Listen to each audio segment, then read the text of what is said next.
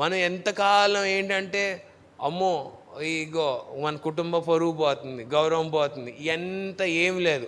యేసుక్రీస్తు రక్తంలోనే ఆశీర్వాదం ఉంది. యేసుక్రీస్తు బిడ్డగా పిలువబడటంలోనే దీవెన ఉంది. కుటుంబంలో ఎలాంటి ఆశీర్వాదం లేదు.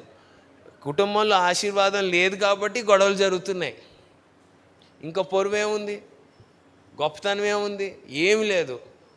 అలా జరిగినప్పుడల్లా దేవా మా కుటుంబంలో ఉన్న పాపాన్ని జ్ఞాపకం చేసుకుంటున్నాం, శాపాన్ని జ్ఞాపకం చేసుకుంటున్నాం, దయతో కరుణించి మాకు సహాయం చేయి, ఈ వారసత్వం నుంచి విడిపించమని హృదయపూర్వకంగా దేవుని చేతిలోకి రావాలి.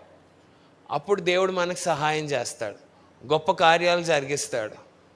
మా కుటుంబం అయినా ఇది ఇంత దౌర్భాగ్యంగా ఉంది, అందుకని ఈ గొడవలు, ఈ ఈ అవమానము, ఇదంతా ఇది మా కుటుంబంలో ఉంది, ఇది మాది, కాబట్టి దీని నుండి మమ్మల్ని విడిపించు, నీ ఆశీర్వాదం, నీ వారసత్వం మాకు దయచేయనైనా అని హృదయపూర్వకంగా అడిగితే అప్పుడు అవన్నీ ఇంకా అక్కడితో ఆగిపోతాయి, మన నుండి వెళ్ళిపోతాయి.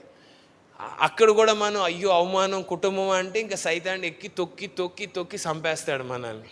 మనము లెగిసి దాన్ని సైతాన్ని తొక్కడం ప్రారంభిస్తే వాడు అక్కడి నుంచి పారిపోతాడు.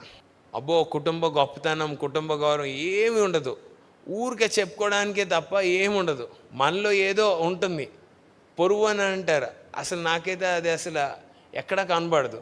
ఎంత పొరుగు కోసం ఆత్మహత్యలు చేసుకునే వాళ్ళు ఉంటారు, ఇంకేం పొరుగు అది, అదేం పొరుగు అసలు, అది చాలా అసలు రాంగ్, తప్పు ఆలోచన. అది పొరుగు అనేదే లేదు.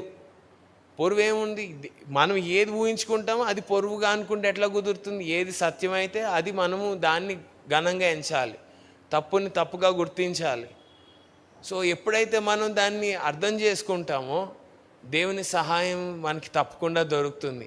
ఎవ్వరు ఎంత బలవంతులు మన మీదకి వచ్చినా మన ముందర నిలవలేరు. హల్లెలూయా, హల్లెలూయా.